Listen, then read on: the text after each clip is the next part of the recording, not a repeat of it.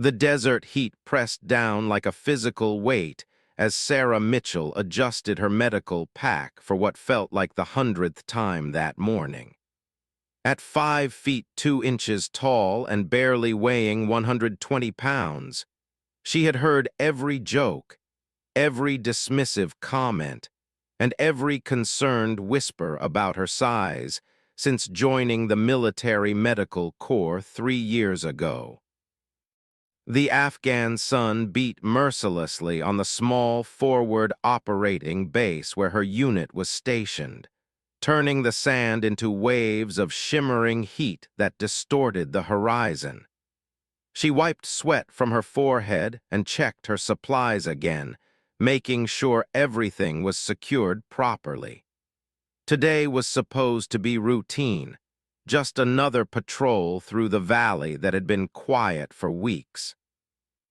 Sarah had grown up in a small town in Oregon where everyone knew everyone else's business. Her father ran a hardware store, and her mother taught 3rd grade at the local elementary school. She was the youngest of 4 children and the only girl, which meant she spent most of her childhood trying to keep up with her older brothers. They never went easy on her, never treated her differently because of her size. If anything, they pushed her harder, taught her that determination and grit mattered more than physical stature. When she announced at 17 that she wanted to join the military and become a combat medic, her brothers nodded with approval while her parents exchanged worried glances across the dinner table. The training had been brutal. Sarah remembered the first week of basic training when the drill sergeant looked at her like she was a lost child who had wandered onto the base by mistake. He asked her if she was sure she was in the right place, if maybe she meant to sign up for the administrative corps instead. She simply stared back at him and said she was exactly where she belonged. That drill sergeant made her life hell for the next several weeks, giving her extra duties, watching her like a hawk during physical training, waiting for her to fail. But Sarah had learned something important from her brothers, something that became her mantra during those difficult days. Size doesn't determine strength, and the strongest muscle in the body is the one between your ears. She excelled in her medical training, absorbing information like a sponge and practicing techniques until her hands moved with automatic precision. The instructors praised her knowledge and her calm demeanor under pressure, but she could still see the doubt in their eyes when it came to the physical demands of the job.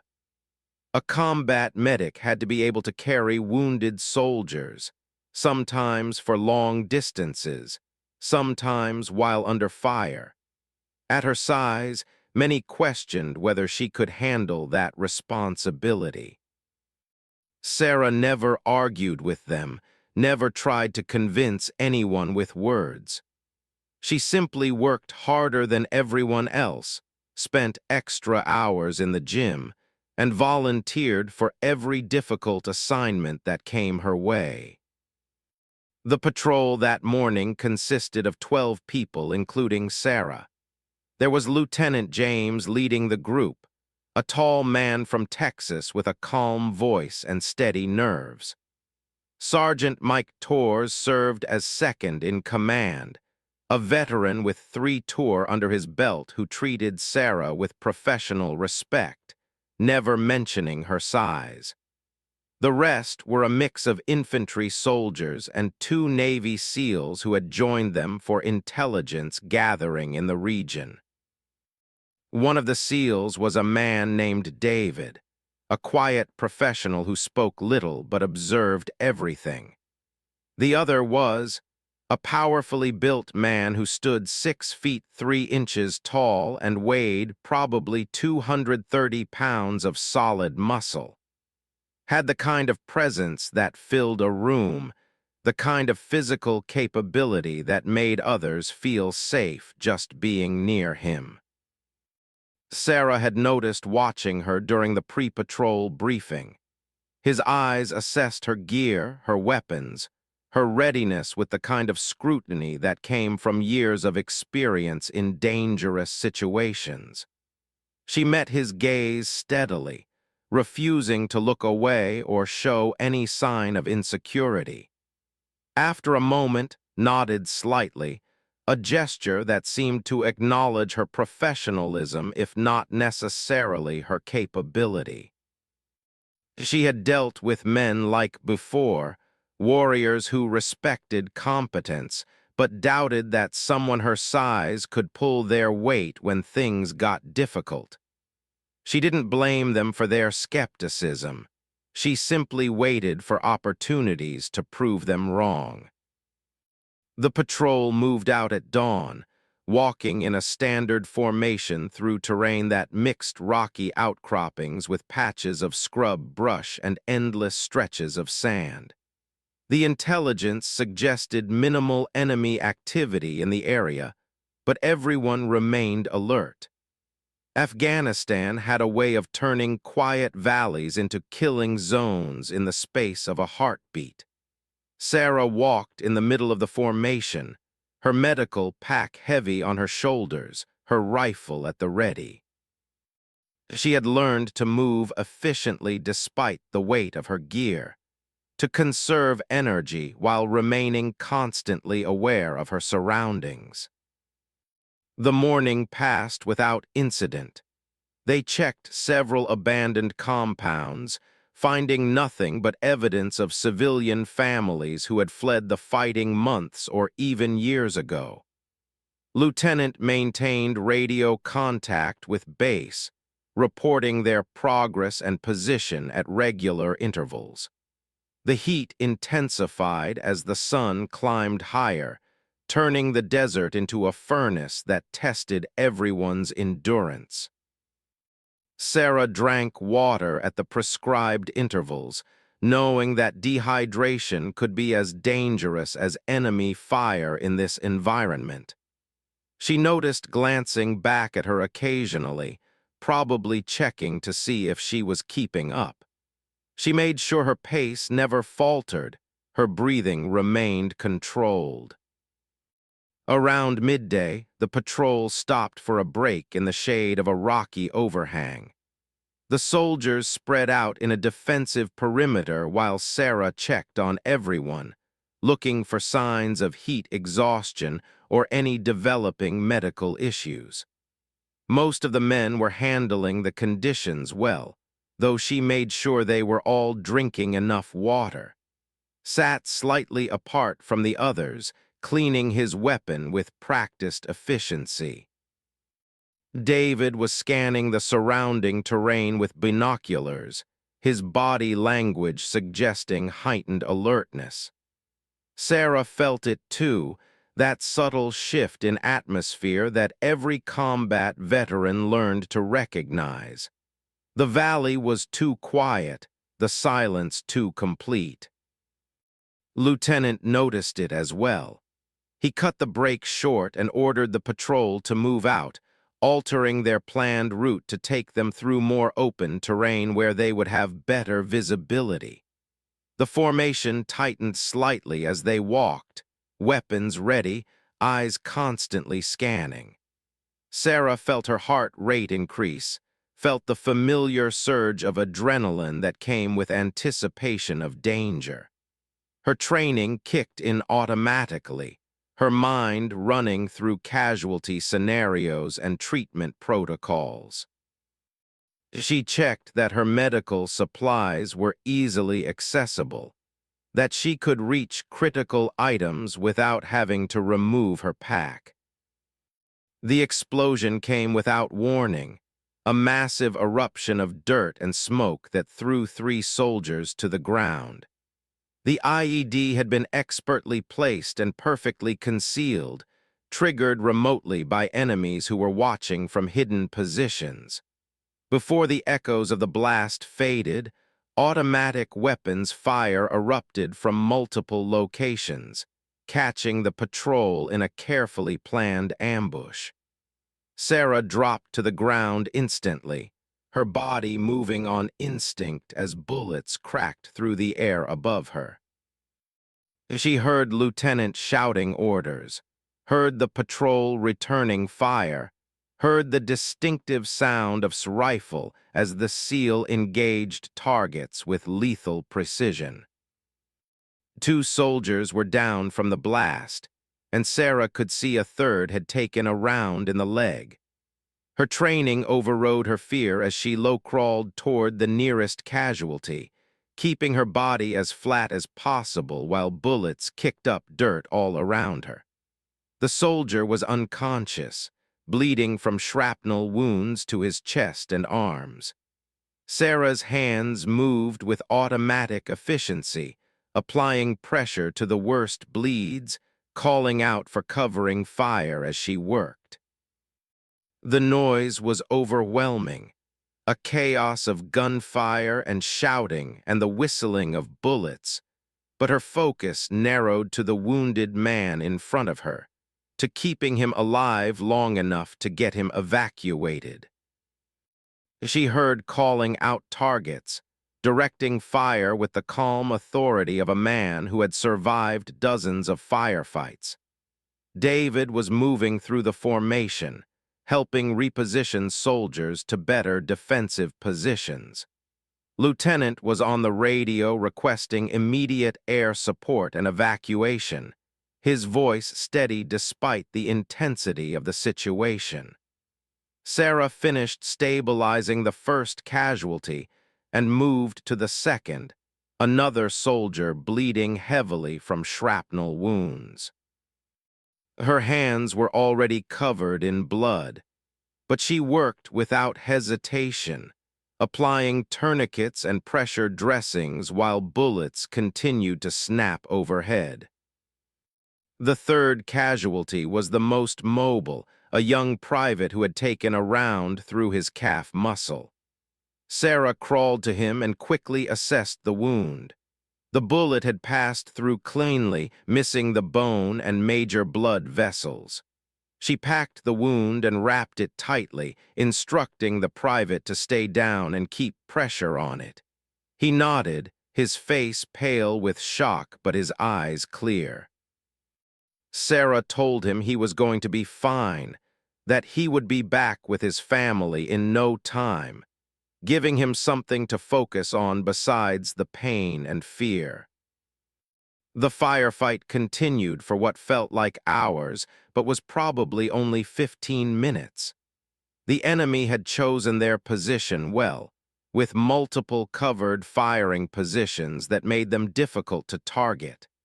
And David gradually shifted the momentum, using their superior training and marksmanship to suppress enemy fire and force them to keep their heads down. Lieutenant coordinated the defense brilliantly, ensuring that no one was left exposed and that the patrol maintained fire discipline. Sarah continued moving among the wounded, providing whatever care she could under the circumstances, offering words of encouragement that seemed inadequate but were all she had to give. Then everything changed in an instant. Sarah heard cry out, saw him stagger and fall behind a boulder. David immediately moved to cover him, pouring suppressive fire toward the enemy position that had gotten lucky. Sarah didn't think, didn't hesitate, didn't consider the danger or the distance. She simply started crawling toward, ignoring Lieutenant's shout for her to stay down, focused entirely on reaching the wounded SEAL. Bullets kicked up dirt inches from her body, and she heard the crack of rounds passing close to her head. But she kept moving forward, kept crawling toward the man who needed her help. When she reached, she found him conscious but bleeding heavily from a gunshot wound to his upper thigh. The bullet had struck the femoral area, and blood was pumping out with each heartbeat, soaking his uniform and pooling on the ground beneath him. Sarah's training took over completely, her hands moving with practiced precision as she ripped open his pant leg and located the wound. The bullet had nicked the femoral artery, not a direct hit but bad enough to be life-threatening. She had minutes at most to control the bleeding before would lose consciousness from blood loss.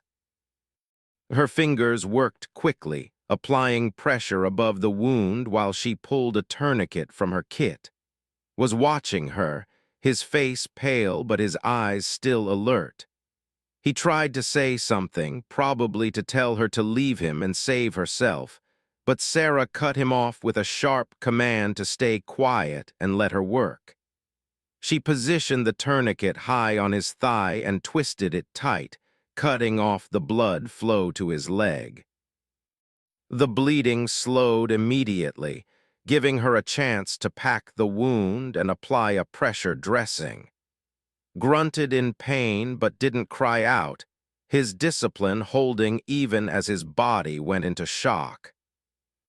David continued laying down covering fire, working his weapon with mechanical efficiency while keeping one eye on Sarah and the enemy fire was intensifying, and Sarah realized they were trying to finish off the seal before he could be evacuated. She worked faster, securing the dressings and checking vital signs.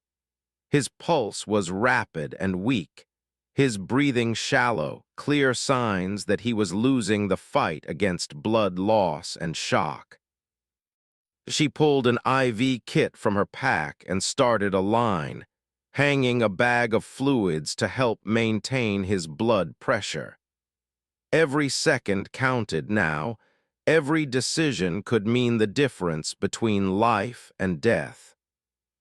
Lieutenant called out that helicopters were 5 minutes away, that they just had to hold on a little longer. Sarah looked down at this powerful warrior who was fatting before her eyes, and she made a decision. 5 minutes might be too long. The enemy might overrun their position before the helicopters arrived, or might not have 5 minutes left. She needed to move him now, needed to get him to a safer location where the helicopters could land and evacuate him quickly. The problem was obvious to everyone who could see them, was more than twice her size, outweighing her by over 100 pounds and nearly a foot taller. Moving him would be difficult for someone much larger and stronger. For someone her size, it seemed impossible. Sarah didn't care about impossible. She had spent her entire life being told what she couldn't do, what was beyond her capabilities because of her size. Every single time, she had proven the doubters wrong through sheer determination and refusal to quit. This would be no different, couldn't be different, because life depended on her ability to do what everyone would say was impossible. She looked at David and shouted that she was moving to better cover. Nodded and increased his rate of fire, giving her the best. The first attempt to lift nearly broke Sarah's back. His weight was enormous, dead weight complicated by his gear and equipment, by the blood making everything slippery, by his semi-conscious state that meant he couldn't help support himself. Sarah's muscles screamed in protest as she strained to get him moving, her legs trembling with the effort of trying to drag someone who weighed nearly twice what she did. Bullets continued snapping overhead, and she could hear David's rifle chattering away, buying her precious seconds with every round he fired.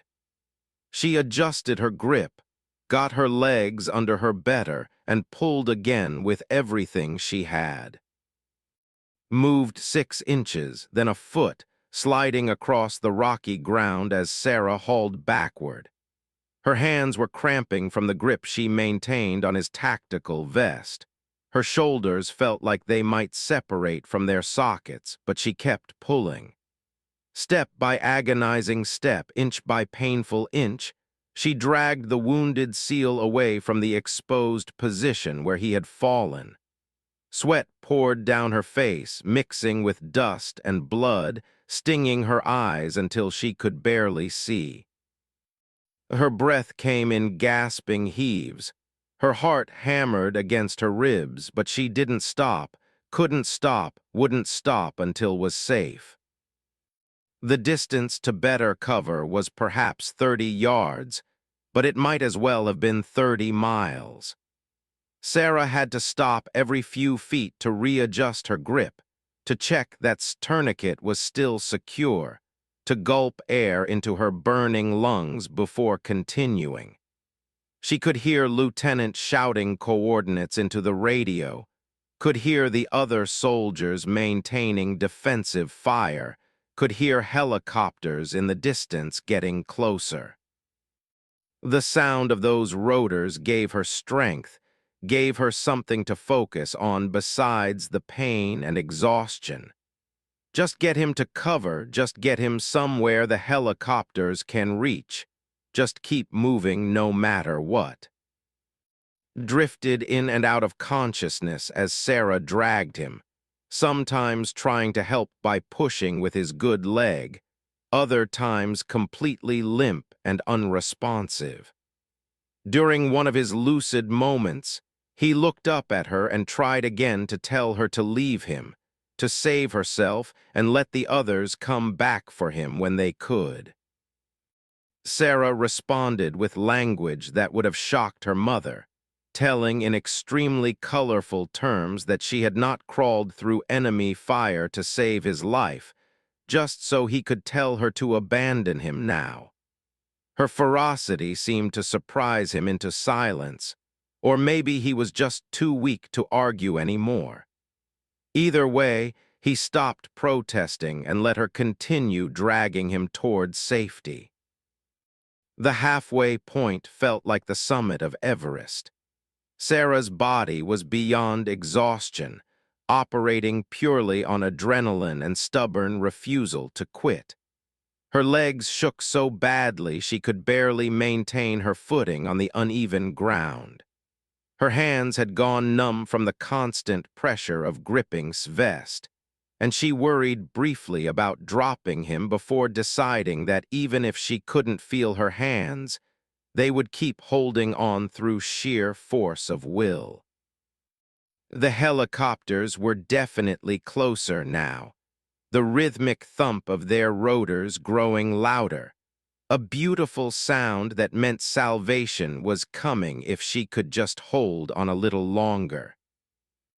David suddenly appeared beside her, materializing from behind cover with his rifle still trained on enemy positions. He grabbed other side without a word, and together they moved much faster, covering the remaining distance to a protected area behind a large rock formation in less than a minute. Sarah wanted to thank him but didn't have the breath, could only nod in gratitude as they lowered to the ground, and she immediately went back to checking his vital signs. The bleeding was controlled, but his pulse was weak and thready, his skin cold and clammy with shock. She elevated his legs to help maintain blood flow to his vital organs and covered him with a thermal blanket from her pack, talking to him constantly, telling him to stay with her, to keep fighting, that help was almost there.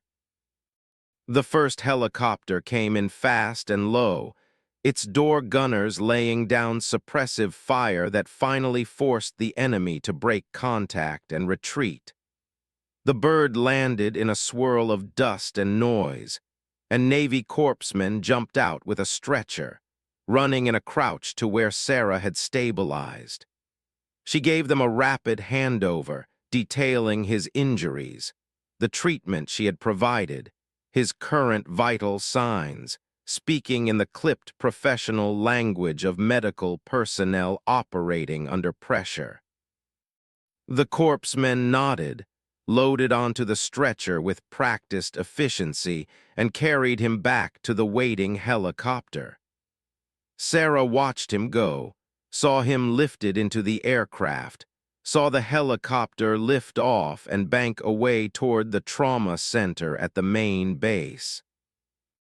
Only then did she allow herself to collapse, dropping to her knees as the adrenaline drained away and left her feeling hollow and weak. Lieutenant was beside her immediately, checking if she was injured, telling her what an incredible job she had done. David stood nearby, having taken up a defensive position to cover them while the evacuation proceeded. The other helicopters were landing now, collecting the rest of the wounded and the patrol members who would escort them back. Sarah tried to stand and found her legs wouldn't quite support her weight yet, and each took an arm and helped her to her feet, treating her with a gentleness that contrasted sharply with the violence of the past hour. The flight back to base passed in a blur. Sarah sat in the helicopter next to the other wounded, monitoring their conditions mechanically while her mind replayed the events over and over. She had done it, had done the impossible thing, had carried a wounded SEAL to safety despite everyone's doubts about whether someone her size could handle the physical demands of combat medicine. But the victory felt hollow because she didn't know if would survive, didn't know if her efforts had been enough. The corpsmen had said his condition was critical, that the next few hours would tell the story. All Sarah could do was wait and hope and pray that her work in those desperate minutes had been sufficient. The base was organized chaos when they arrived. Medical personnel swarmed the helicopters, triaging patients and rushing the most critical to the trauma center. Sarah tried to follow, but was diverted to a different area where a doctor wanted to check her for injuries. She protested that she was fine, that she needed to help with the other patients, but the doctor was insistent.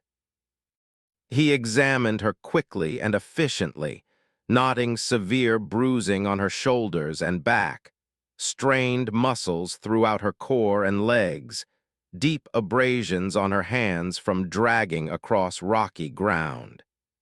He wanted to admit her for observation, but she refused, accepting only some pain medication and instructions to rest.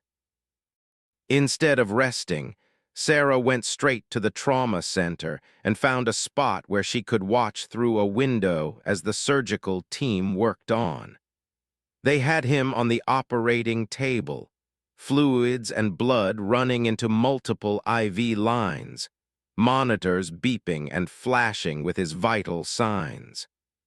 A thoracic surgeon was repairing the damage to his femoral artery, while an orthopedic surgeon assessed his leg for other injuries. Sarah watched for over an hour, unable to look away, needing to see him survive with her own eyes. Other soldiers from the patrol came by to check on her, to offer words of support and amazement at what she had done. She barely heard them, her focus locked on the man fighting for his life behind that window. Finally, the lead surgeon emerged and came over to where Sarah was standing. He looked tired but satisfied as he told her that was stable, that the surgery had gone well, that he would survive. The words didn't quite register at first, and Sarah had to ask him to repeat himself. When the reality sank in, she felt tears streaming down her face for the first time since the ambush began. The surgeon smiled and told her that her treatment in the field had saved life, that without her quick thinking and aggressive intervention, the SEAL would have bled out long before reaching the hospital. He shook her hand formally, a gesture of respect from one medical professional to another, and told her she should be proud of her work today. The next few days passed in a strange haze. Sarah's body slowly recovered from the extreme physical demands she had placed on it, though she moved stiffly and winced with pain at unexpected moments. The story of what happened spread through the base quickly, growing with each retelling until she became almost a legend, the tiny medic who had carried a wounded SEAL to safety under enemy fire. She hated the attention, felt uncomfortable with the praise, wanted everyone to just let her do her job without making such a fuss. But she couldn't escape it, couldn't avoid the looks of respect and admiration from soldiers who had previously dismissed her capabilities because of her size. Remained in the hospital, drifting in and out of consciousness as his body fought to recover from the trauma. Sarah visited him whenever her duties allowed, sitting beside his bed and updating him on his condition even when he couldn't hear her. The doctors said talking to patients helped them heal, gave them something to hold on to even in unconsciousness. She told him about the successful mission outcome, about how his actions during the firefight had allowed the rest of the patrol to survive, about the commendations that were being prepared for his heroism. She carefully avoided mentioning her own role in his rescue, feeling that her actions were simply what any medic would have done in the same situation. On the fourth day, woke up properly for the first time, his eyes focusing and his mind clearing enough to understand where he was and what had happened. Sarah was there when it happened, checking his vital signs during one of her visits. He looked at her for a long moment, recognition dawning slowly as his memory reconstructed the events of the ambush. His voice was rough and weak when he finally spoke, asking if she was the one who had pulled him out. Sarah confirmed that she was, trying to downplay it, but cut her off. He asked how far she had moved him, and when she told him about 30 yards, his expression showed pure disbelief. Did the math in his head, calculating his own weight plus gear and equipment, comparing it to Sarah's obviously smaller frame, trying to understand the physics of what she had accomplished. He asked her directly how she had managed it, how someone her size had moved someone his size that distance under combat conditions. Sarah shrugged and said she had simply done what needed to be done, that she hadn't really thought about it, hadn't considered that it might be impossible. She told him that size only matters if you let it matter, that determination and proper technique could overcome physical limitations. Listened quietly, and Sarah could see his entire understanding of what was possible shifting behind his eyes. The conversation was interrupted by the arrival of SEAL Team Commander, a grizzled veteran named Captain Rick, who ran his unit with an iron fist and had a reputation for not suffering fools. Sarah started to leave to give them privacy, but stopped her and asked her to stay. He looked at her with an intensity that made her want to check if her uniform was straight, if she had somehow committed some infraction she wasn't aware of. Then he did something that shocked her completely. He came to attention and rendered a crisp salute, a gesture of respect from a superior officer that was rarely given to enlisted personnel. Told her that he had read the after-action reports, had heard from multiple sources about what she had done, and wanted to personally thank her for saving one of his men. Explained that SEAL teams operated under a code where no one got left behind, where team members would risk everything to bring each other home. He said that Sarah had that code better than most people who wore the trident, that she had demonstrated courage and capability that would earn respect from any warrior regardless of their branch or service. He told her that he was putting her in for a commendation, that the Navy wanted to recognize her actions officially, and that she had earned the gratitude and respect of the entire SEAL community. Sarah didn't know what to say, could only stammer out a thank you while feeling completely overwhelmed by the praise from this legendary warrior. After left, asked Sarah to sit down and talk with him for a while. He said he owed her his life and wanted to understand who she was, where she came from, what had driven her to become a combat medic. Sarah found herself opening up to him in ways she rarely did with anyone, telling him about her brothers and her childhood, about always being the smallest and always having to prove herself, about choosing to join the military specifically because people said someone her size couldn't handle it. Listened without interrupting, nodding occasionally, his expression showing understanding that could only come from someone who had faced their own challenges and overcome them through sheer determination. Shared his own story in return, talking about growing up poor in Detroit, about using the military as a way out of a neighborhood where too many of his friends had died young, about pushing himself to make it through SEAL training when everyone said a kid from his background didn't have what it took.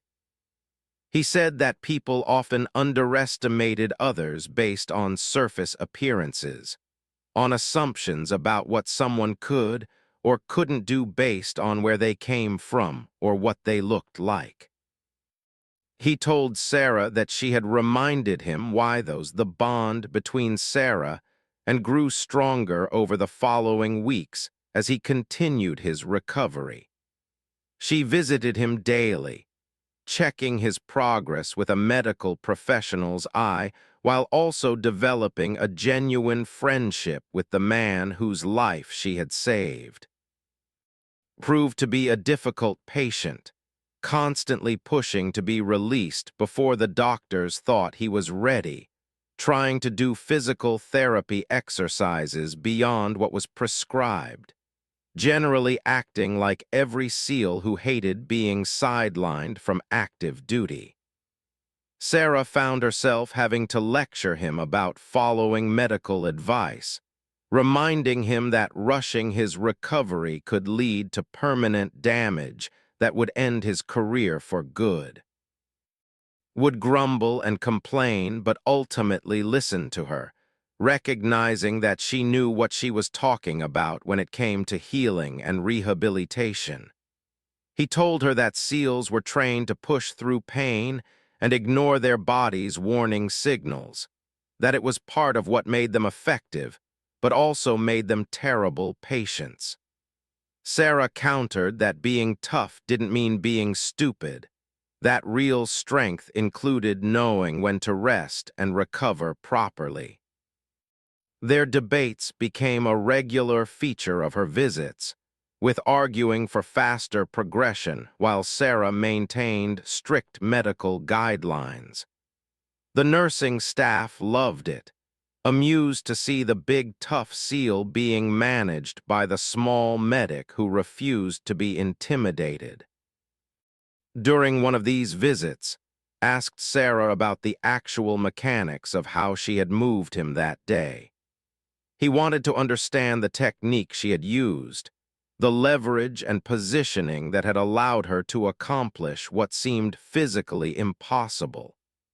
Sarah explained that she had used a modified fireman's carry technique combined with a dragging method that distributed his weight more efficiently than trying to lift him completely.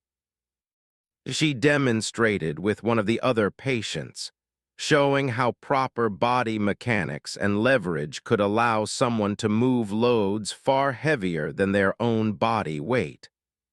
Watched with fascination, seeing the science and skill behind what had seemed like pure strength.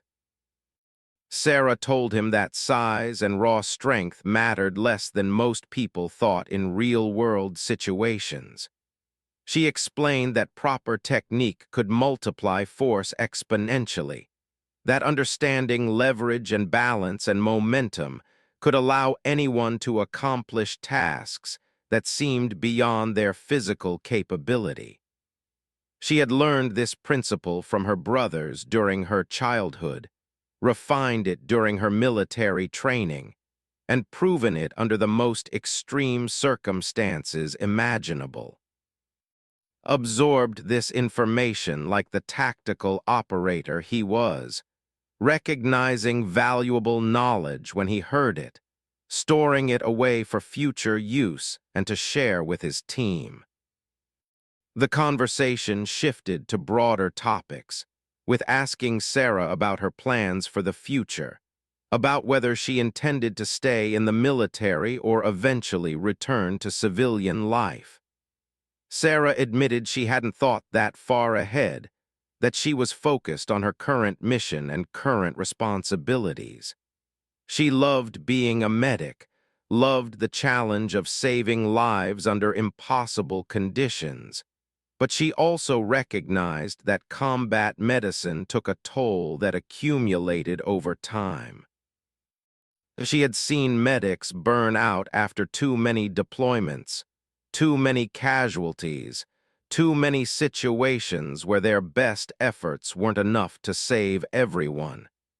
She didn't know how long she could continue before that happened to her. Nodded in understanding, sharing that he had similar thoughts about his own career. SEAL operations were physically and mentally demanding in ways that most people couldn't comprehend, and there was only so long anyone could maintain that level of intensity before something broke. He said that smart operators recognized their limits and transitioned before they got killed or became a liability to their teams. He had thought about eventually becoming an instructor, passing on his knowledge to the next generation of warriors, contributing to the community in a different way than direct combat operations.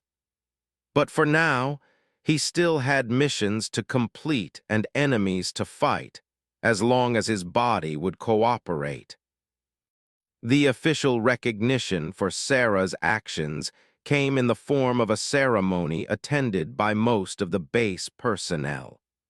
She stood at attention while a general read the citation for her Silver Star, the third highest military decoration for valor in combat.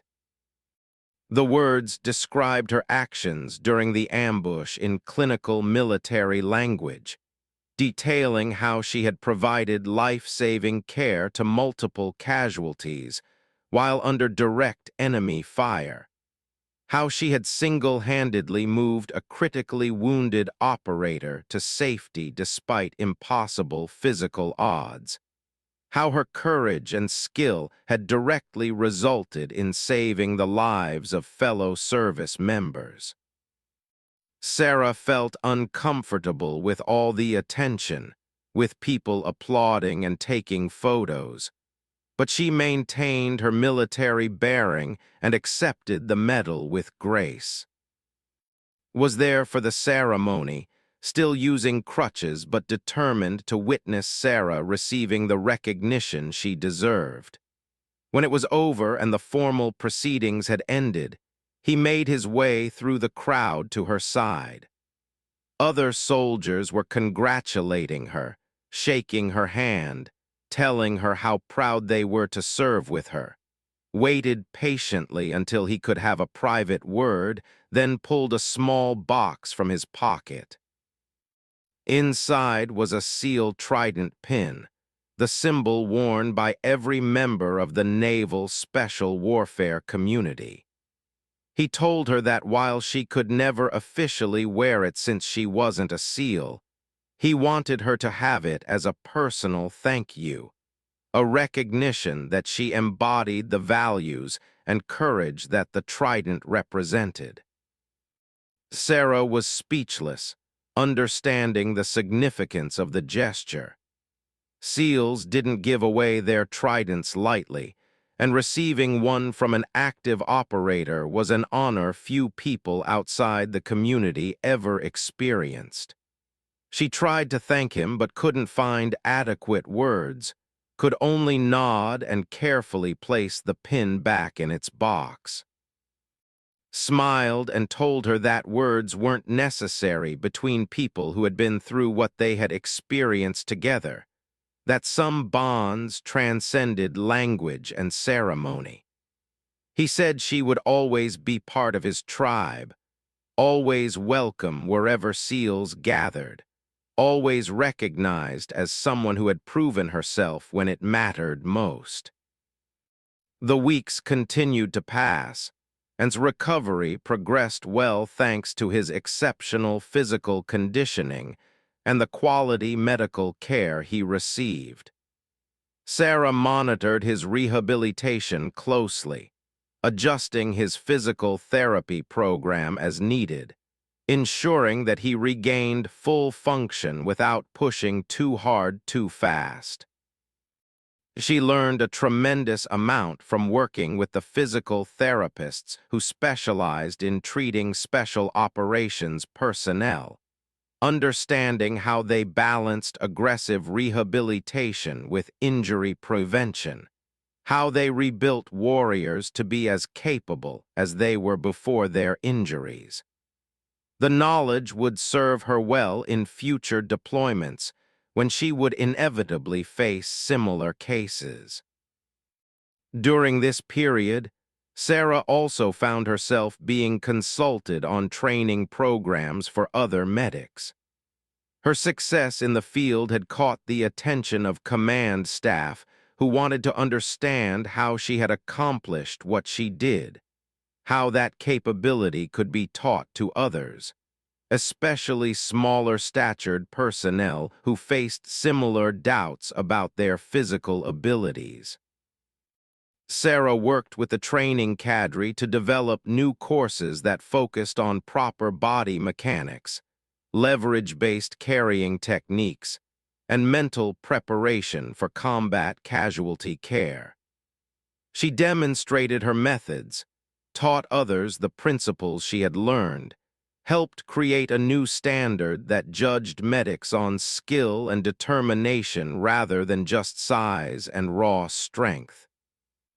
One afternoon, while visiting during a physical therapy session, Sarah noticed a group of SEAL candidates watching from nearby.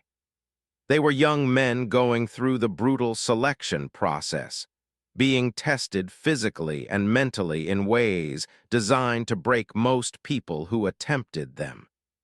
Explained that they were in the middle of Hell Week, the defining test where candidates went 5.5 days with minimal sleep while being constantly physically challenged. The instructors brought them to the hospital occasionally to remind them what real suffering looked like, to show them wounded warriors who had faced actual combat and survived, to give them perspective on why the training was so difficult. Called the candidates over and introduced them to Sarah, telling them her story in brief detail. He explained what she had done during the ambush, the distance she had moved him, the disparity in their sizes that made her accomplishment seem impossible. The candidates listened with obvious respect, their exhausted faces showing surprise as they processed the information. One of them asked Sarah if she had any advice for them, anything she could share that might help them get through the remaining days of Hell Week. Sarah thought for a moment before answering, knowing that anything she said would sound trite compared to what they were experiencing. She told them that the body was capable of far more than the mind believed possible, that limits were usually mental constructs rather than physical realities. She said that when she was dragging under fire, her body had been screaming at her to stop, telling her that what she was attempting was impossible, begging her to quit and save herself. But she had made a decision before ever deploying that quitting wasn't an option, that whatever her mission required, she would find a way to accomplish it regardless of pain or difficulty or doubt. That decision had carried her through the impossible moment because she had already committed to it completely, eliminating the option to give up before the crisis ever arrived. The candidates nodded, understanding clicking behind their tired eyes. Added his own perspective, telling them that mental preparation was the foundation that physical capability was built upon.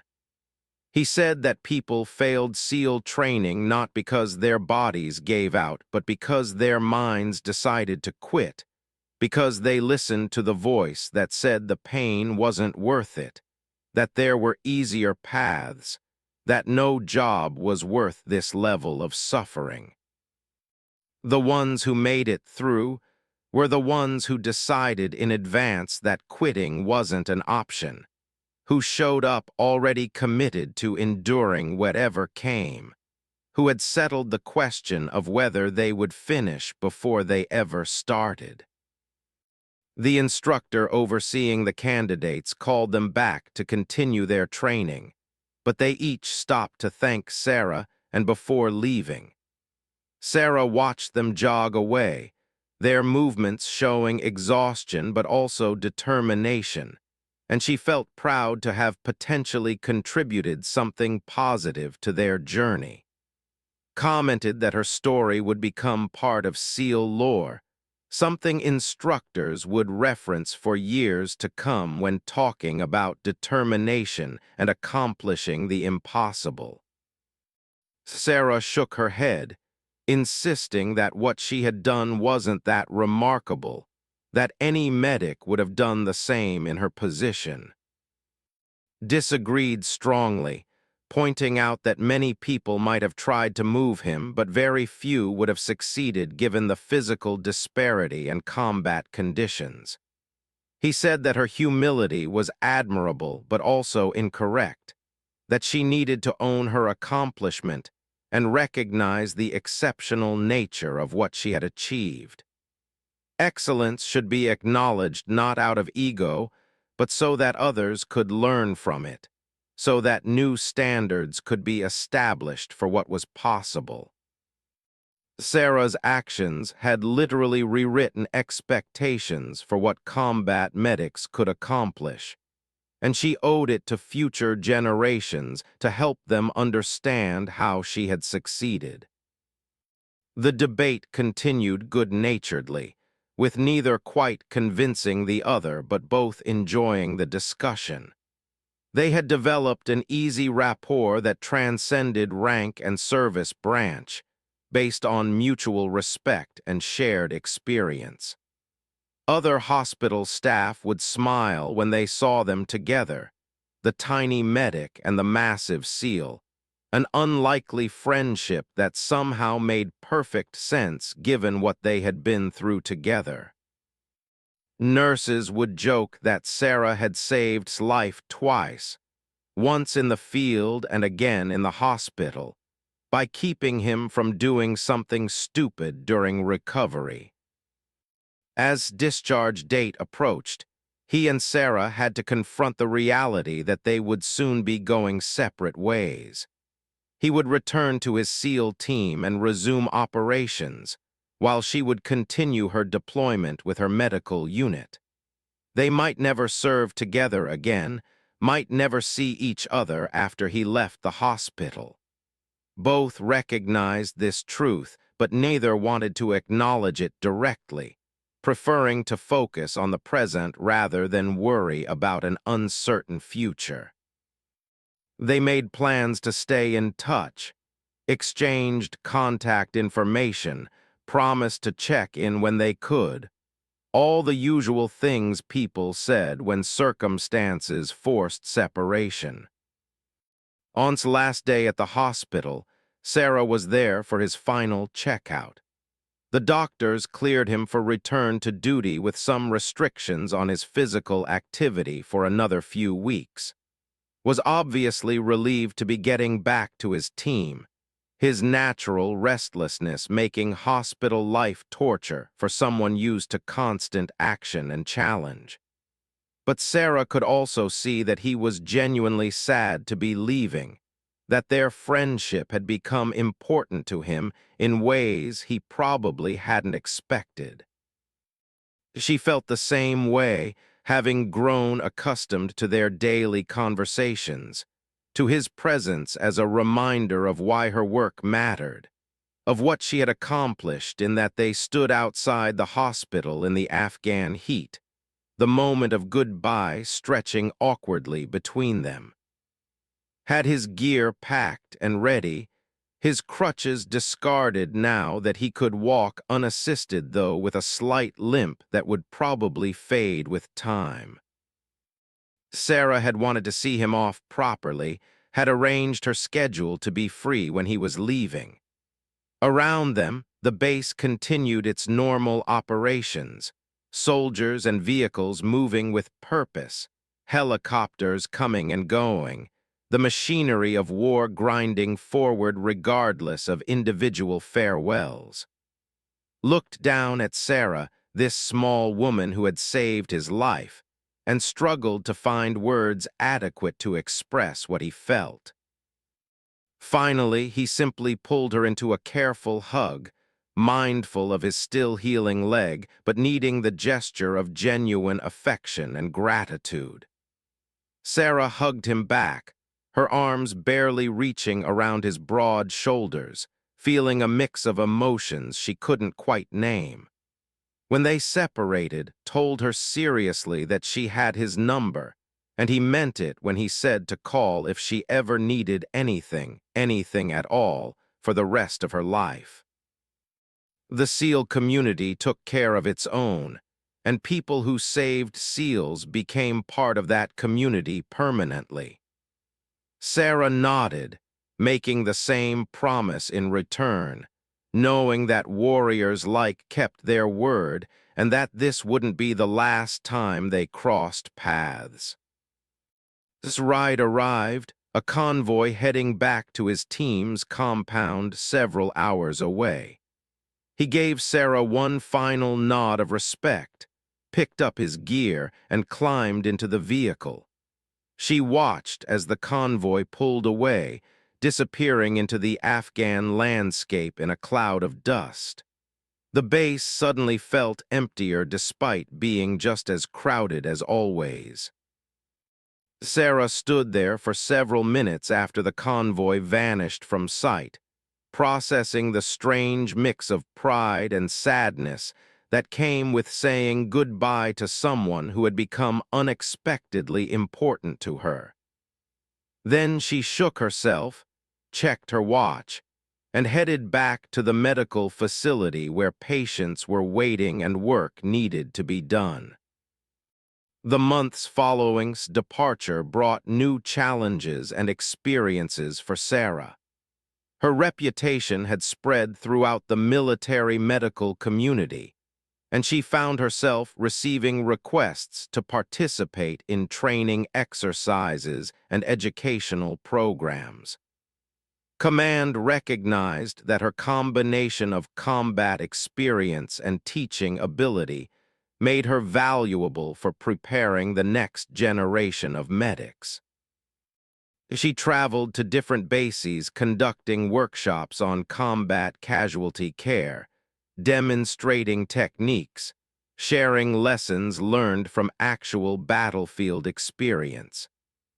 The students were always surprised when they first saw her, this small woman who looked like she belonged in a classroom rather than a war zone, but their skepticism evaporated once she started teaching. Sarah discovered that she enjoyed training others, found satisfaction in passing on knowledge that could save lives in future battles. She emphasized to her students the same principles that had guided her, that mental preparation and technical skill mattered more than physical size or strength, that anyone could accomplish extraordinary things if they made the right decisions in advance and executed with discipline under pressure. She made them practice carrying techniques until they could move casualties much larger than themselves, made them work through scenarios where they had to prioritize multiple wounded under simulated fire, pushed them to discover their own capability beyond what they thought possible. Between training assignments, Sarah continued her regular duties as a combat medic, going on patrols and responding to casualties throughout her area of operations. Every mission reminded her of why her work mattered. Every life saved validated her decision to pursue this challenging career. She saw young soldiers wounded by IEDs and ambushes, treated injuries ranging from minor shrapnel wounds to catastrophic trauma, watched some patients recover while others didn't make it despite her best efforts. The losses hurt deeply, each one a reminder that medicine had limits, and that sometimes skill and determination weren't enough against the brutal mathematics of war. She stayed in touch with through occasional emails and phone calls when communications were available. He had returned to full duty with his SEAL team, running operations that he couldn't discuss, but that she knew were dangerous and critical. He told her about new team members he was mentoring, about how he shared her story with them as an example of what true courage looked like, about how the entire SEAL community had heard about the tiny medic who had carried a wounded operator to safety. Sarah felt embarrassed by the attention, but also proud that her actions might inspire others to push beyond perceived limitations. Also shared that he had been working with SEAL training staff to incorporate lessons from his rescue into their curriculum. They were teaching candidates about proper body mechanics for casualty movement, about leverage and technique over raw strength, using Sarah's methods as the foundation for new standards. He sent her videos of SEAL candidates successfully moving casualties much larger than themselves using the techniques she had demonstrated, proof that her innovations were making the entire community more capable.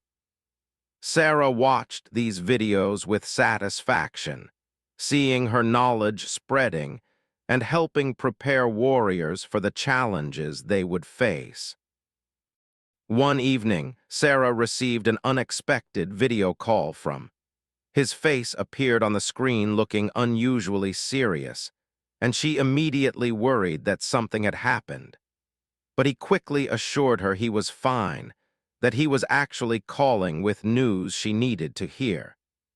He explained that he had been selected to attend a special operations training course back in the United States, a program that brought together special forces from different units to share knowledge and improve interoperability.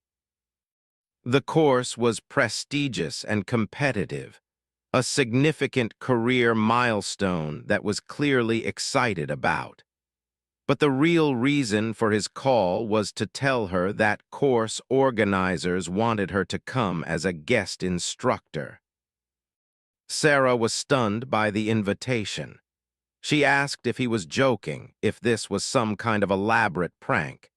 He assured her it was completely serious, that senior leadership in the special operations community wanted her to teach her casualty movement techniques to an elite group of operators from SEALs, Army Special Forces, Marine Raiders, and Air Force.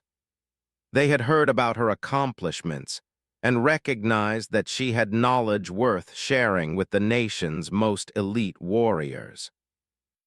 The course was scheduled to begin in 2 months, and they needed her answer soon so they could make arrangements for her temporary assignment to the training facility. The opportunity was incredible but also terrifying. Sarah would be teaching men who had more combat experience than she did, warriors who had forgotten more about fighting than most people ever learned. She expressed these doubts to, who laughed and told her she was thinking about it wrong. These operators weren't looking for someone to teach them tactics or shooting. They were experts in those areas already. What they needed was someone with specialized medical knowledge who had proven those techniques worked under the worst possible conditions. Sarah had credibility that came from saving lives in actual combat, from doing what everyone said was impossible. That credibility made her the perfect person to teach this material. Sarah asked for time to think about it, to discuss it with her chain of command, and make sure she could be spared from her current duties. He agreed, but encouraged her strongly to accept, telling her this was a once-in-a-career opportunity that could position her to influence how the entire special operations community approached combat medicine. After ending the call, Sarah sat alone in her quarters thinking about the invitation, about how far she had come from the girl in Oregon who joined the military to prove she was capable of more than people assumed. The scared recruit who drill sergeants doubted had become someone that elite warriors wanted to learn from, a transformation that still didn't quite feel real. She spoke with her commanding officer the next day, expecting resistance to having one of his medics pulled away for an extended training assignment. Instead, he was enthusiastic about the opportunity and immediately began processing the paperwork to make it happen. He told Sarah that having one of his personnel selected as an instructor for Special Operations Forces reflected well on the entire unit, that her accomplishments had raised the profile of their medical section, that he couldn't think of anyone more deserving of this recognition. His support made Sarah's decision easier, and she sent word back to that she would accept the invitation and join him at the training course. The remaining weeks of her deployment seemed to accelerate, time compressing as her departure date approached. Sarah continued her regular duties, but also began preparing for the teaching assignment, organizing her material, developing lesson plans, practicing demonstrations. She felt nervous about the upcoming course, but also excited, energized by the challenge of sharing knowledge with America's most elite military personnel. Other medics in her unit were excited for her, asking questions about the training facility and the operators she would be teaching, treating her with a level of respect that she found both gratifying and slightly uncomfortable. The flight back to the United States felt surreal after months in Afghanistan. Sarah watched through the aircraft window as the desert landscape gave way to ocean and eventually to American soil. The contrast between war zone and homeland always created psychological whiplash. The shift from constant vigilance to relative safety requiring mental adjustment that took time to complete. She spent a few days of leave visiting her family in Oregon before traveling to the Special Operations Training Facility, wanting to reconnect with her parents and brothers, before diving into the intensive teaching assignment that awaited her. Her family's reaction to her silver star and the story of rescue had been typically mixed. Her brothers were proud but not surprised, having always known their sister had the determination to accomplish whatever she set her mind to. Her parents were grateful she had survived, but worried about the dangers she faced, the toll that combat service took on everyone who experienced it. They asked if she planned to leave the military soon, to find something safer and less stressful, to give them peace of mind about her future. Sarah was honest in telling them she didn't know, that she would serve as long as she felt she was making a difference, that she couldn't imagine walking away while there were soldiers who might need her skills. The Special Operations Training Facility was located in a remote area with extensive ranges and training grounds. Sarah arrived 2 days before the course began, giving her time to familiarize herself with the facilities and meet the other instructors. She was by far the most junior person on the teaching staff, surrounded by senior officers and senior enlisted personnel with decades of experience between them. They welcomed her professionally, but she could sense their curiosity about this young medic who had been invited to teach operators with far more combat time than her. Sarah understood their skepticism and didn't take it personally, knowing she would have to prove herself through demonstration rather than words. Arrived the day before the course started, looking fit and healthy with no signs of the injury that had nearly killed him. He found Sarah in the instructor's area preparing her materials and greeted her with a huge smile. They caught up on the months since his discharge from the hospital, comparing experiences and sharing stories. Told her that his leg was fully healed, that he had passed all the physical readiness tests and been cleared for unrestricted duty. He credited her medical care for his complete recovery, saying that lesser treatment would have left him with permanent limitations. Sarah deflected the praise as always, but felt to see the evidence of her success walking around healthy and strong. The students began arriving that evening, special operations personnel from across the military's various elite units. Sarah watched them gather and felt her nervousness increase. These were hard men with serious faces, warriors who had seen combat in some of the world's most dangerous places. They carried themselves with casual confidence that came from knowing their own capability, from having proven themselves repeatedly in life-or-death situations. The idea of teaching them anything seemed presumptuous, and Sarah felt imposter syndrome. The course began with an opening assembly where the senior instructor outlined the training objectives and introduced the teaching staff. When Sarah's turn came, she walked to the front of the room feeling dozens of eyes assessing her. The senior instructor gave a brief overview of her background and then did something unexpected. He asked to stand and tell the students why Sarah had been invited to teach them.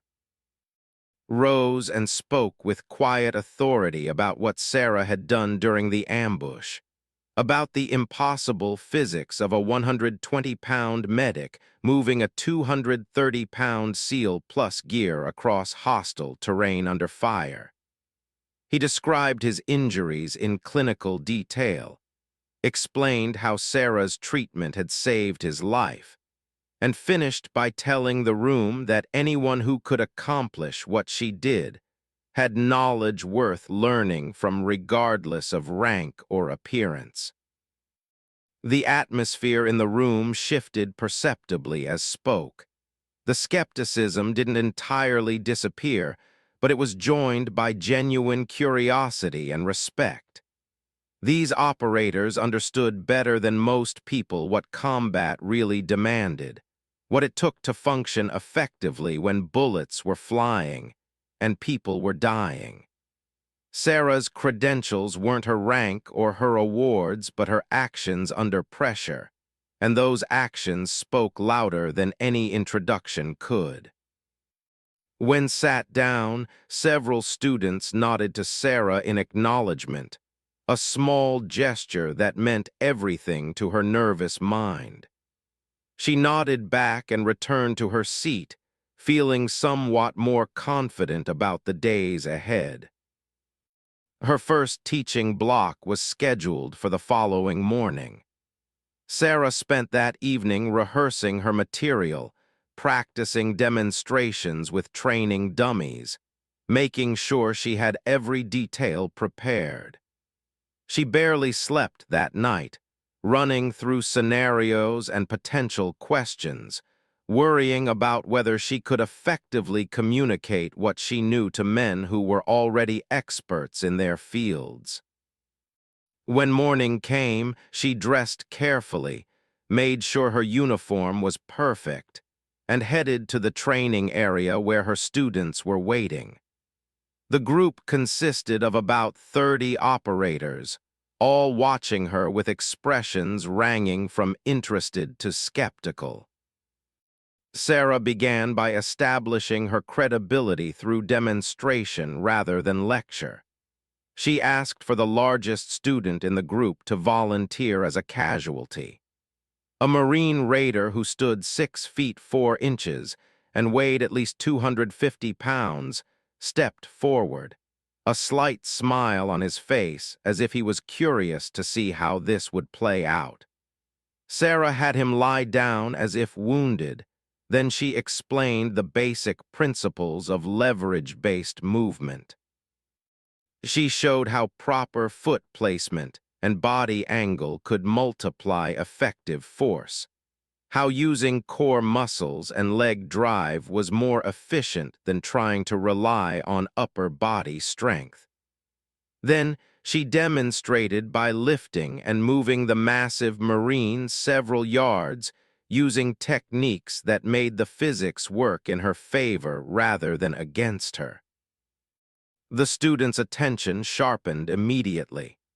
They had all moved casualties before, all learned various carrying techniques during their training, but many had never seen the principles broken down and explained with this level of detail. Sarah continued demonstrating different scenarios, showing how to move injured personnel across various terrain types, how to adjust techniques based on the casualty's injuries and the tactical situation. She emphasized that anyone could move anyone else regardless of size disparity if they understood and applied proper biomechanics. The key was training muscle memory, so that technique became automatic during the stress and chaos of actual combat. She transitioned from demonstration to hands-on practice, pairing students up with size mismatches and having them work through the techniques she had shown. The training area filled with the sounds of men grunting and straining as they practiced moving each other, testing the limits of what they could accomplish with proper form. Sarah moved among them offering corrections and encouragement, adjusting positions, explaining details, answering questions. She noticed that the skepticism had largely evaporated, replaced by genuine engagement with the material. These operators recognized valuable tactical knowledge when they saw it and were professional enough to learn from anyone who could teach them something useful. One student, An Army Special Forces weapons sergeant named Mike asked Sarah a question that got to the heart of what many were wondering. He wanted to know how she had maintained the mental discipline to keep going during rescue, how she had pushed through the physical exhaustion and fear to complete the mission. It was a question about psychology rather than technique, about the mental side of performance under extreme stress. Sarah appreciated the question because it gave her an opportunity to address the other half of what made her successful that day. The mental preparation that was even more important than physical technique.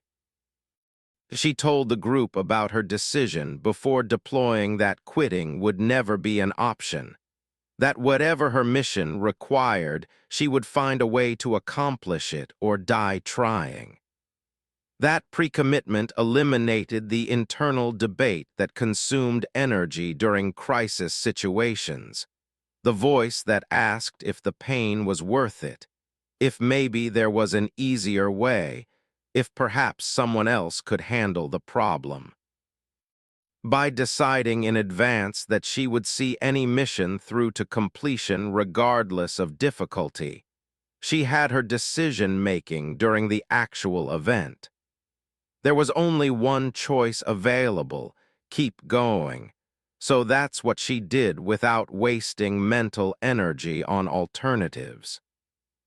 The students listened with the focused attention of professionals recognizing wisdom worth remembering. Several nodded in agreement, having made similar mental commitments in their own lives.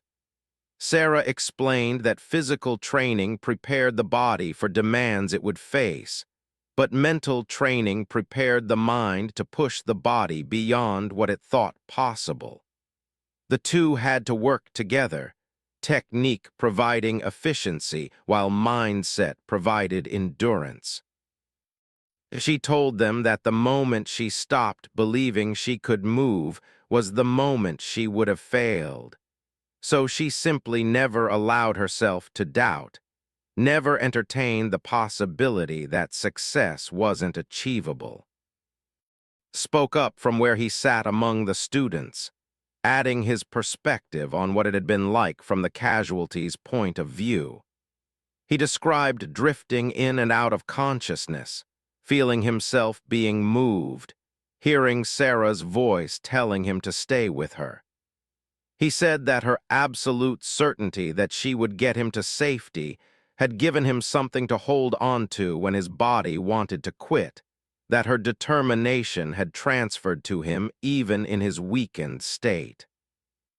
The psychological impact of a medic's confidence on a wounded soldier's will to survive was something that couldn't be measured, but was absolutely real.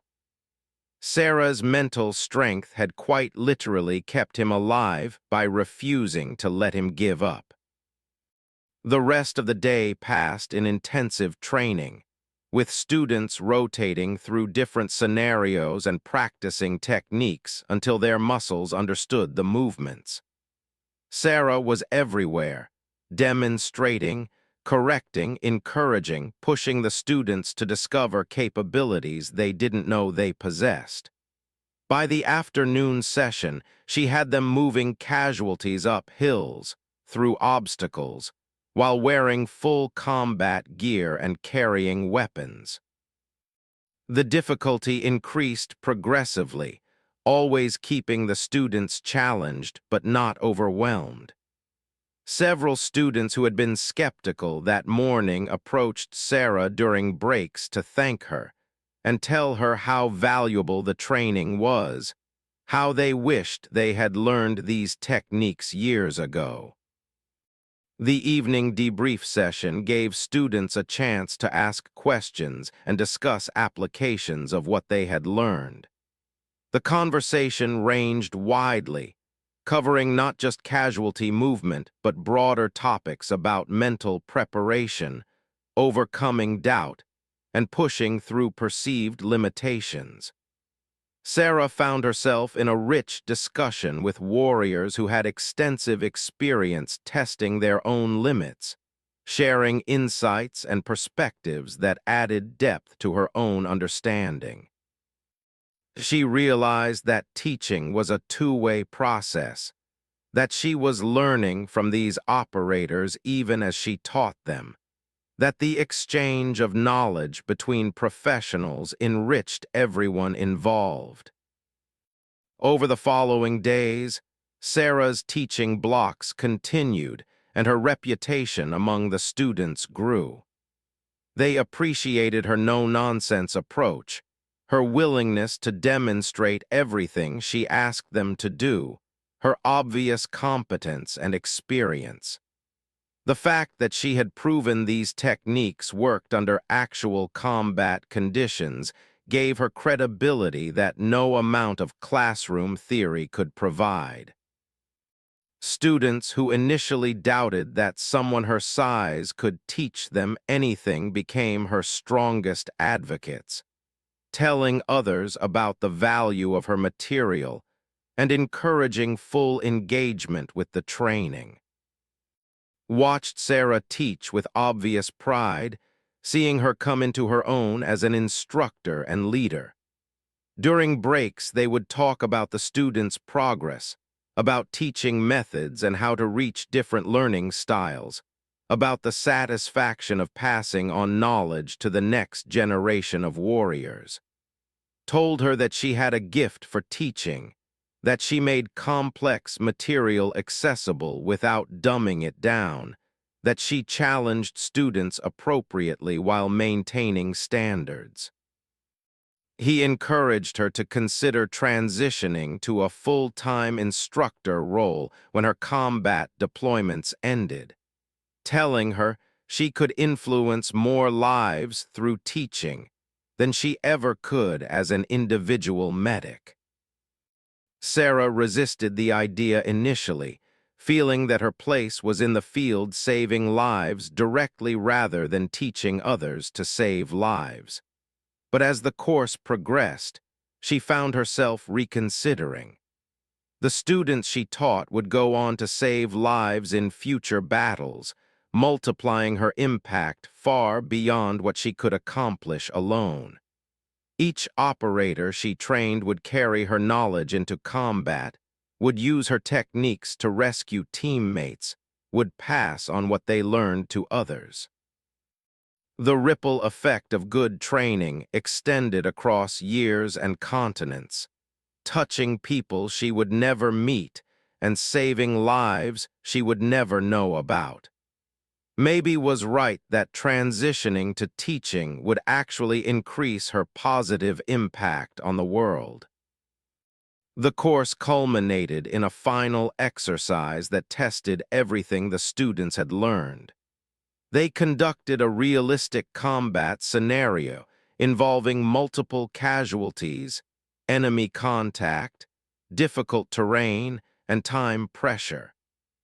Sarah watched from the evaluator position as students performed casualty movement under simulated fire, maintaining tactical awareness while providing medical care, working together to ensure everyone made it to safety. The techniques she had taught were clearly visible in their movements, the proper body mechanics and leverage that made difficult tasks manageable. Several students successfully moved casualties much larger than themselves across challenging terrain, proving that size was truly irrelevant with proper technique and determination. After the exercise, during the final course debrief, several students spoke up to thank Sarah specifically for her instruction. One SEAL admitted that he had been skeptical when he first saw her, had doubted that someone her size could teach him anything useful, and wanted to apologize for that assumption. He said that her teaching had fundamentally changed how he thought about physical limitations and mental preparation, that she had given him tools that would make him more effective in future operations. The other students applauded in agreement, and Sarah felt tears threatening behind her eyes as she accepted their gratitude. The senior instructor closed the course by presenting certificates to all students and thank you plaques to the teaching staff. When he called Sarah forward, he added personal comments about how she had exceeded all expectations, how student feedback about her instruction had been universally positive, how the special operations community hoped she would return to teach future courses. He shook her hand formally and told her that she was always welcome wherever special operations forces gathered, that she had earned permanent respect from America's most elite warriors. The students gave her a standing ovation, and Sarah had to work hard to maintain her composure as emotion threatened to overwhelm her. That evening, there was an informal gathering where instructors and students mixed socially, sharing stories and building relationships that would last throughout their careers. Sarah found herself in demand, with operators from different units wanting to talk with her, asking questions about her experiences, sharing their own stories of overcoming challenges and pushing through obstacles. She heard about missions in places she couldn't talk about close calls and narrow escapes, about teammates lost and lessons learned. The conversation was the kind that only happened among people who had faced similar experiences, who understood without needing everything spelled out. Stayed close to Sarah throughout the evening, not protectively but companionably, ensuring she felt comfortable in this gathering of elite warriors. He introduced her to people who would be valuable contacts throughout her career, operators who could provide opportunities and support as she continued developing as a medic and instructor.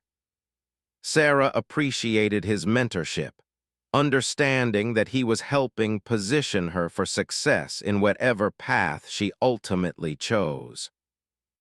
The bond between them had evolved from patient and medic to something deeper, a friendship based on mutual respect and shared experience that would endure regardless of time or distance. As the gathering wound down, Sarah found a quiet spot to talk privately.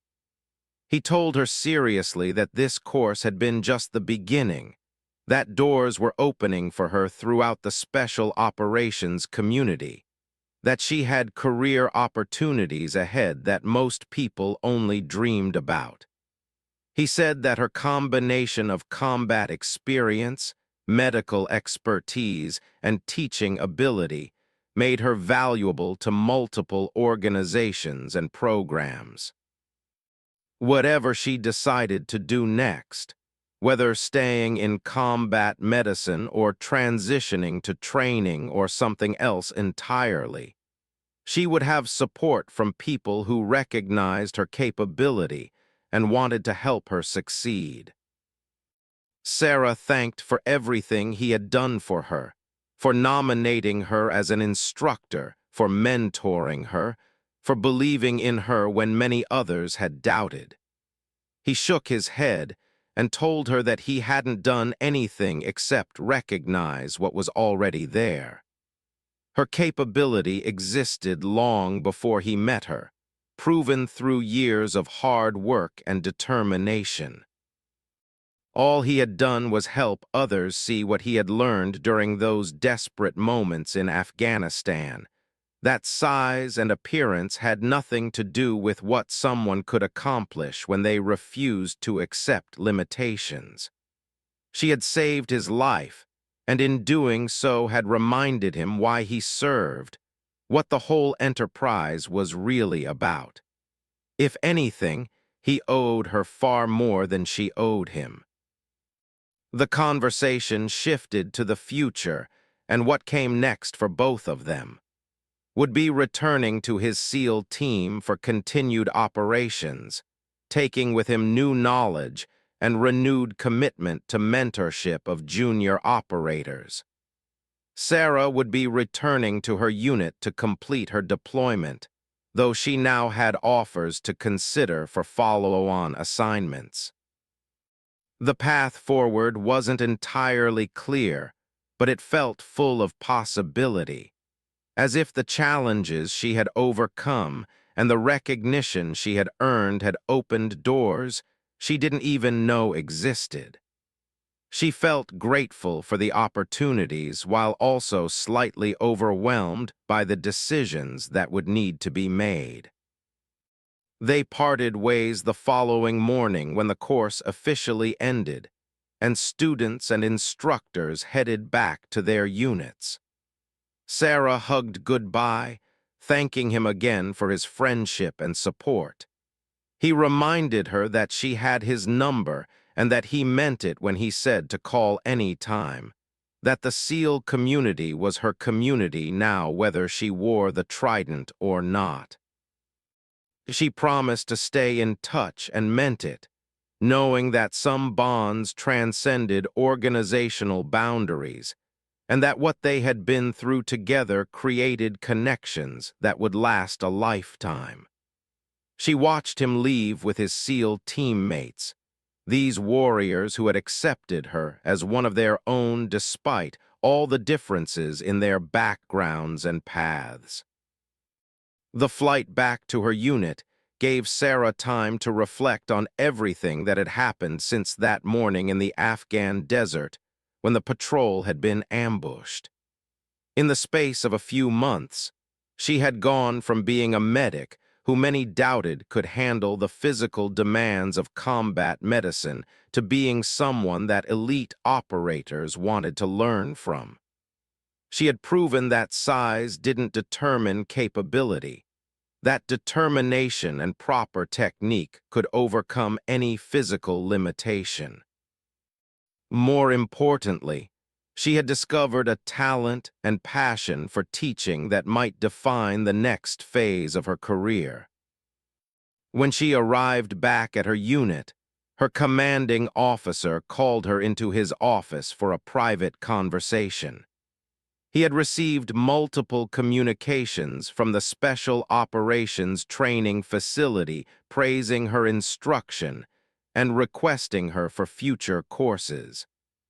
Additionally, there were inquiries from other training commands about her availability for teaching assignments. He wanted to know what she wanted to do with her career, whether she wanted to continue as a line medic or transition toward training and education roles. It was a significant decision that would shape the trajectory of the rest of her military service and potentially her life after the military as well. Sarah asked for time to think about it, to process the options and figure out what felt right. Her commanding officer agreed and told her to take whatever time she needed, that someone with her skills and experience had earned the right to choose their own path. She left his office and walked through the base, watching medics going about their duties, soldiers preparing for patrols, the daily routine of military life in a combat zone. She thought about what fulfilled her, what made her feel like she was making the biggest difference, where she could have the greatest positive impact. The answer came to her gradually over the following days as she returned to her regular duties. Every casualty she treated reminded her why direct patient care mattered, why being there in the moment when someone's life hung in the balance was so important. But every conversation with younger medics reminded her that teaching mattered too, that passing on knowledge and experience prepared people to save lives in future battles she wouldn't be present for. The two roles weren't opposed but complementary, both essential parts of the same mission. Maybe the answer wasn't choosing one over the other, but finding ways to do both, to remain engaged in direct care while also teaching when opportunities arose. She discussed the dilemma with other experienced medics who had faced similar career decisions. They told her that the military needed both operators and trainers, that the best path often involved rotating between the two roles rather than permanently choosing one. She could do several more years of direct patient care and deployments while her body was young and resilient, then transition toward full-time training as she got older and accumulated more experience to share.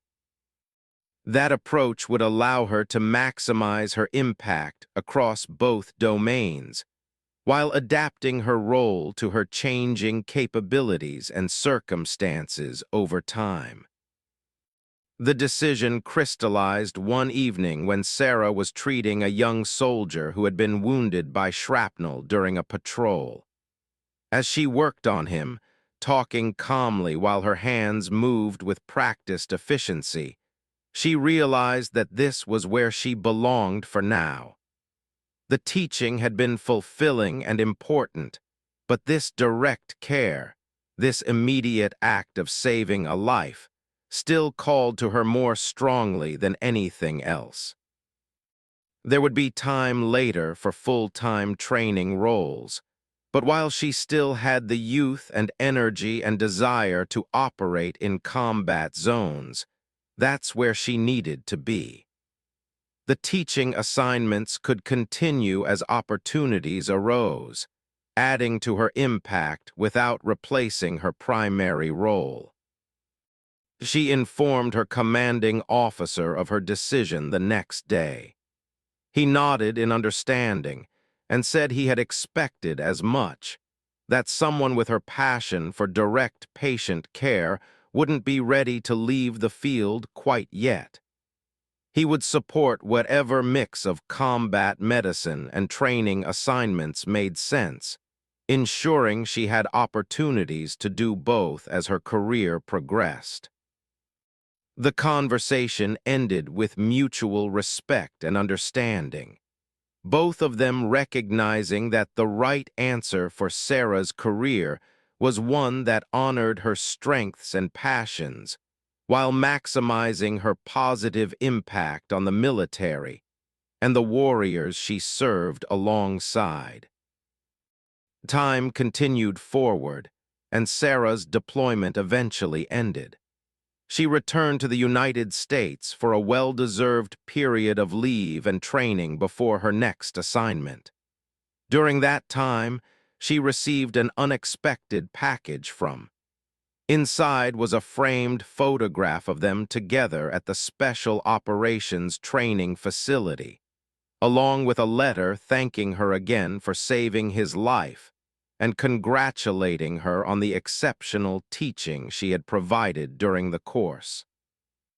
He wrote that she had influenced dozens of operators who would carry her knowledge into future battles, that her impact would echo through the special operations community for years to come, that she should be proud of everything she had accomplished. Sarah placed the photograph on her desk where she could see it daily, a reminder of what was possible when someone refused to accept limitations. The small medic and the massive SEAL, an impossible rescue that succeeded because one person decided it would succeed and refused to consider alternatives. That photograph represented more than just one successful mission or one friendship between warriors. It represented a principle that applied to every challenge and every obstacle, the understanding that size didn't determine capability, that mental strength mattered more than physical strength, that determination and proper technique could overcome any limitation someone tried to impose. She thought about all the people over the years who had underestimated her because of her size, who had doubted she could handle the demands of military service or combat medicine, or teaching elite operators. Every single one of them had been wrong, not because she was extraordinary, but because their assumptions about what size meant were flawed. Capability came from the decisions someone made about who they would be and what they would accomplish, from the work they put in to develop their skills, from their refusal to quit when things got difficult. Those factors had nothing to do with how tall someone stood or how much they weighed on a scale. The lessons Sarah had learned and proven would stay with her throughout the rest of her career and her life. She would continue pushing boundaries, accomplishing things others said were impossible, proving through action that limitations were usually mental constructs rather than physical realities. She would continue teaching anyone who wanted to learn, sharing knowledge that had been tested under fire and proven effective. She would continue honoring the bond she had formed with and all the other warriors she had served alongside, carrying their respect and friendship as badges of honor earned through shared hardship and mutual support. Years later, when Sarah finally did transition to full-time training and education roles, she would tell the story of carrying as an illustration of what proper technique and mental preparation could achieve. The story would inspire countless students, helping them understand that they were capable of far more than they believed possible. Some would accomplish extraordinary things in combat, saving teammates through application of the principles Sarah had taught them. Others would face civilian challenges that required similar determination and refusal to quit. All of them would carry forward the lesson that size didn't determine capability, that anyone could accomplish the impossible if they decided in advance they would find a way. The photograph remained on Sarah's desk through multiple moves and assignments, a constant reminder of the day everything changed. Not the day of the ambush and the rescue, but the day she decided long before deploying that she would never quit regardless of what her mission required. That decision had made everything else possible, had carried her through the impossible moment and countless challenges since. It was a decision she renewed every single day, a commitment to excellence and service that defined who she was regardless of uniform or rank or role. The tiny medic who everyone underestimated had proven that the only limitations that mattered were the ones someone accepted in their own mind. And Sarah had decided long ago to accept no limitations at all despite reassurances. She reminded herself that she had been invited because she had valuable knowledge to share, that her experience was legitimate regardless of her rank or time in service. 8 hours under fire were always wrong. Why you could never judge someone's capability until you saw them tested under pressure protection he could manage. Sarah took a deep breath, said a quick prayer, and grabbed under his arms.